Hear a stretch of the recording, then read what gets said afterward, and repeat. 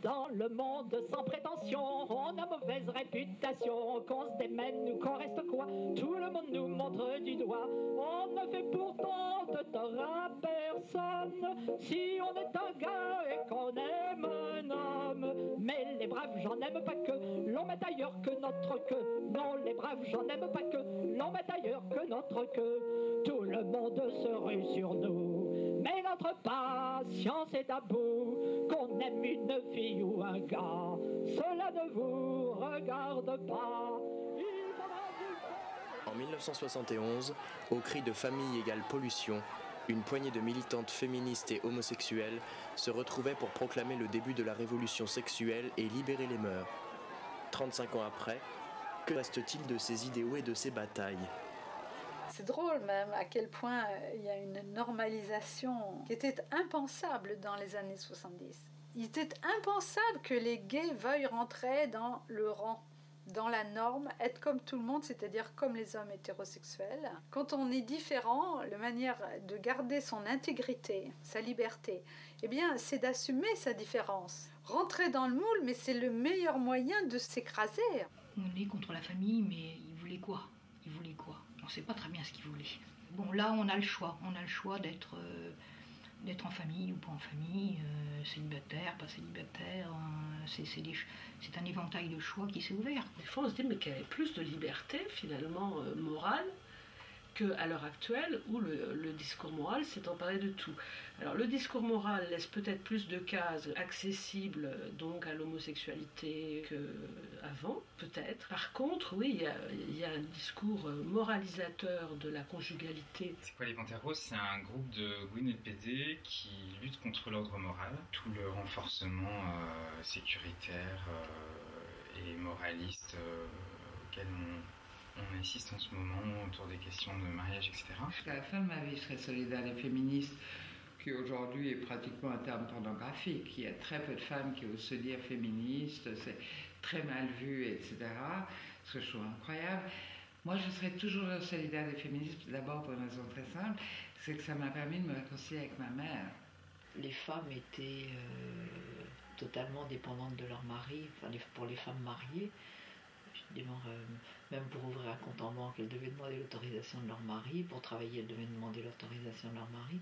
Arrivé à l'adolescence, je me suis dit, mon avenir, c'est celui d'une bonne femme et ça m'a fait peur. J'allais chercher des aventures sexuelles dans les cinémas, dans les tasses publiques, dans les parcs. Je faisais des fuites sur la Côte d'Azur. Les clubs gays, il y en avait en France, même dans les années 10, les années 20. C'était une chose un peu cachée, un peu masquée. Les discussions sur la culture homosexuelle, il y en avait déjà avant le mouvement de libération. Alors c'était vraiment structuré, Arcadie. Il y avait les cotisations, le pape c'était Baudry, et il y avait une organisation financière. Sinon ça n'aurait pas tenu, Arcadie, ça avait été comme le phare. Arcadie a tenu 25 ans ou un truc comme ça. Il y avait des goûters, des thés dansants, etc. Et quand on arrivait, on regardait si on était vraiment bien propre et on nous ouvrait la porte. Enfin, vous voyez, c'était la clandestinité. Faut se remettre quand même dans cet état d'esprit. La police était abominable avec les homos. Il y avait des procès, ils allaient à la justice, soi-disant pour indécence et des choses comme ça. Les garçons allaient draguer dans les pissotières et ils se faisaient tabasser. Il y avait des ratonnades et tout. Donc c'était ça, on venait de là. Hein. Le 18 juillet 1960, un député gaulliste, Paul Mirguet, propose un amendement à la loi sur les fléaux sociaux qui vise à inclure l'homosexualité parmi ceux-ci. Mais personne n'était défendu par Arcadie, c'était pas possible. De toute façon, les lois de l'époque étaient réellement répressives pour ça. Et les kiosques de Nice ou de Cannes, ils savaient qu'il y avait des gays qui venaient de l'Italie, ils gardaient toujours même les numéros, pas le dernier, même les autres, ils les vendaient tous. Mais il n'y avait pas les idées nouvelles dedans. Et ce que je voulais, c'était les idées nouvelles. Donc Guy, c'était d'abord un très beau garçon, doux, d'une intelligence tellement agréable. Quand il parlait, quand il expliquait quelque chose, c'était un plaisir de l'entendre. Hein. Et il est très secret, il a des opinions très esthétiques, il était très animé, il poussait à des sortes de fêtes, des sortes d'amusements au moment où on n'aurait pas pu s'y attendre. C'est difficile vraiment de le définir. je ne pourrais pas y arriver. Je vous ai un peu répondu en disant que c'était une personnalité, où il y avait différentes facettes. Et je crois que personne peut se vanter d'avoir connu Guy dans sa totalité. En 1962, il est entré en classe de philosophie. Je l'ai eu comme élève. Il a été en quelque sorte mon disciple, mais je suis très rapidement devenu également, sinon son disciple, du moins quelqu'un qui a énormément appris avec lui. Il m'a plu énormément, j'ai été attiré vers lui et nous avons même eu des relations sentimentales pendant quelques années, tout au moins, mais enfin avec une très très forte amitié qui s'est continuée pendant toute sa vie. Guy était fondamentalement anarchisant. Il a fait partie des jeunesses communistes, mais de la fraction qui était oppositionnelle à la direction. Emprisonnement, déportation dans les régions arctiques, évasion, fuite à l'étranger, Vienne, collaboration avec les socialistes allemands. La première occupation de la Sorbonne, Guy était très impliqué dans tous ces mouvements. Il faisait partie des gens qui ont occupé Censier. De la difficulté justement de vivre une sexualité hérétique avec l'appartenance à, sinon un parti, tout au moins un mouvement de la gauche marxisante. Retour à Petrograd. Après les émeutes de juillet, séjour dans les prisons de Kerensky. L'organisateur principal de l'insurrection d'octobre, chargé d'organiser la défense de la République des Soviets.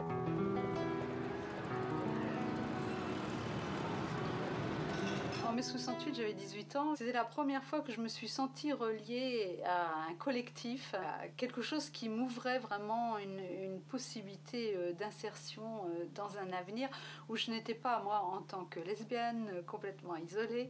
J'ai vu Sartre à la Sorbonne. La première fois, j'ai entendu un truc sur les femmes. Ça n'a pas duré longtemps, mais voilà. Et puis, bon, j'ai des copines qui ont démarré sur le féminisme en mai 68. Moi, ce que j'ai trouvé magnifique, c'était ce rapprochement entre toutes ces paroles et tous ces peuples et toutes ces générations complètement diverses et qui se retrouvaient par plaisir de se rencontrer. On ne savait pas très bien pourquoi, où ça allait nous amener, mais pour échanger des expériences et tout. C'est un des éléments qui a changé ma vie, c'est évident.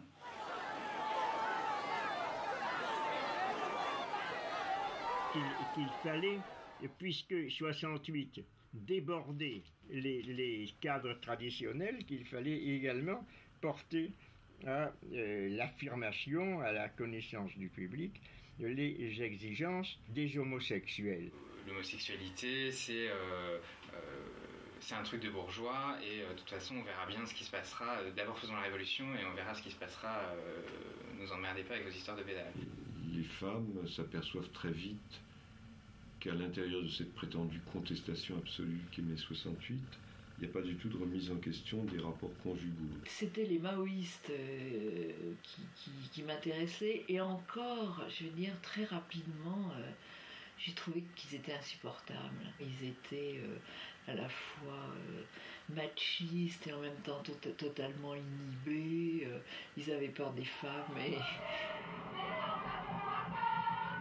Le féminisme, il est venu des États-Unis. Monique Wittig est allée chercher son inspiration chez les Américaines. Bon, ceci dit, les Américaines, elles, s'étaient inspirées de Simone de Beauvoir. Ce que les hommes ont dit à cette époque-là, c'est le pouvoir est au bout du phallus. Et c'était la vision des hommes d'extrême gauche. Donc, vous voyez déjà le fossé qui a commencé à se creuser entre les hommes et les féministes. Ça m'a fait extrêmement rire. Quand il est traité de mal baisé, elle répondait mais en effet, messieurs, vous baisez très mal. Et moi, j'étais photographe à ce moment-là, donc j'ai décroché mon téléphone en leur disant ben moi, je veux bien travailler avec vous en tant que photographe. Et on m'a répondu ce n'est pas en tant que photographe que tu nous intéresses, c'est en tant que femme. Et bon, j'ai trouvé ça un petit peu girl scout, quoi. Mais bon, je suis quand même allée au rendez-vous, quoi. Au fur et à mesure, je me suis mise à photographier les manifestations. Née à Paris en 1920, Françoise d'Aubonne fait partie de la Résistance, puis elle milite au Parti communiste avant de s'en éloigner par la suite. C'est après avoir lu Le Deuxième Sexe que cette féministe de la première heure écrira à Simone de Beauvoir « Nous sommes toutes vengées ». Et ça, elle était absolument drôle et nous étions très proches. Elle a toujours défendu les homos. Ça a toujours, mais bien... Alors, bien avant que le Phare soit fondé, elle avait déjà publié Eros minoritaire, qui avait quand même une grande importance. Des bouquins sur l'homosexualité ou des personnages homosexuels. Elle a été là dès les débuts au Phare, ce qui lui a effectivement donné une aura. J'avais lu La vie passionnée de Rimbaud. Après, j'ai vu Françoise de Bonne à une assemblée générale du Phare. Et bon, on est devenus amis, amants, quoi. Elle faisait des choses comme ça avec une espèce de très grande tolérance. Elle était féministe, mais à 1000%.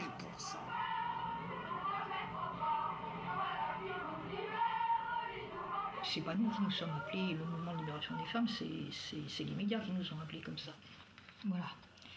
Ça, c'était l'Arc de Triomphe. Ça, c'est Christiane Rochefort. D'avoir l'idée de venir déposer une gerbe à la femme inconnue du soldat inconnu, mais ça, c'est génial. Et elles étaient une dizaine, hein, c'était pendant l'été, donc il n'y avait personne à Paris. La presse n'avait rien à faire, donc ils sont tous venus. Les flics, ils ne savaient plus quoi faire. Ils n'avaient jamais vu ça, parce qu'en mai 68, il y avait eu énormément d'arrestations, mais c'était toujours la matraque. Hein. Mais là, il n'y avait que des femmes. Donc, elles ont tellement fait de barouf, elles ont été donc libérées au bout de quelques heures.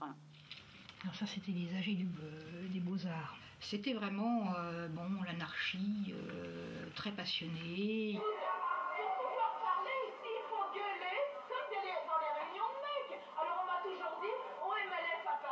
Génial, c'est qu'on parle doucement. C'était une ambiance survoltée. Il y avait toujours une femme qui arrivait en disant il faudrait un homme ici, pourquoi c'est non mixte? C'était un mouvement non mixte, mais qui a lutté pour la mixité. C'était un mélange de filles qui étaient dans l'ensemble quand même très intellectuelles, et en même temps, était extrêmement drôle. Alors c'est vrai que j'ai débarqué dans ces premières réunions et que j'ai entendu ces femmes parler d'elles-mêmes, de leur mère, de leur instinct maternel ou pas, d'ailleurs. Tout à coup, j'ai eu un espèce de flash et j'ai compris qui était ma mère. J'ai compris que finalement, toutes les femmes n'étaient pas obligées d'avoir un instinct maternel surdéveloppé, comme on croit. Quand nous avons débarqué dans le MLF avec toutes ces femmes hétéros, enfin soi-disant hétéros, il aurait fallu qu'on nous écoute. Et donc, évidemment, ça ne s'est pas du tout passé comme ça. Les filles ne savaient pas où aller, et alors Françoise via Baudry, elle écrivait dans la revue, elle dit écoutez, quand même, pourriez les recevoir, elles sont homosexuelles. Et alors, aux surprises, il y a 50 filles qui débarquent.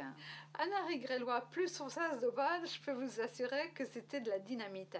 Elles étaient tellement contentes de ce premier succès, hein, de 50 filles.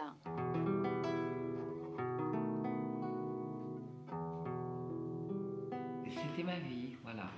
On n'appelait pas ça du militantisme, on vivait, on avait envie de rejoindre nos copines, de rigoler, d'aller dans la rue. Qu'est-ce qui faisait blocage ? Qu'est-ce qui empêchait justement qu'on s'exprime? Qu'est-ce qui empêchait qu'on travaille? Qu'est-ce qui empêchait qu'on ait des droits égaux aux hommes?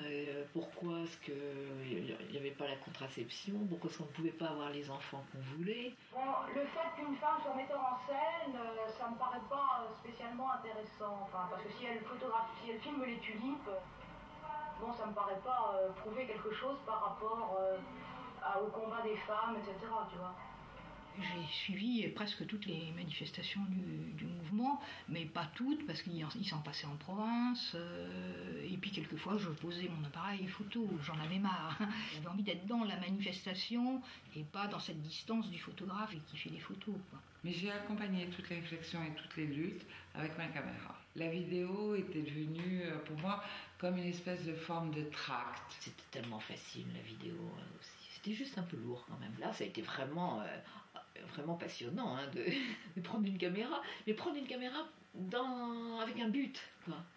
Et en fait, les petites bandes vidéo faisaient partie de cet ensemble de réflexions qu'on développait pour essayer d'alerter l'opinion et de faire bouger les choses, de faire changer les lois, de faire comprendre aux hommes et aux femmes qui étaient les femmes, qui sont les femmes.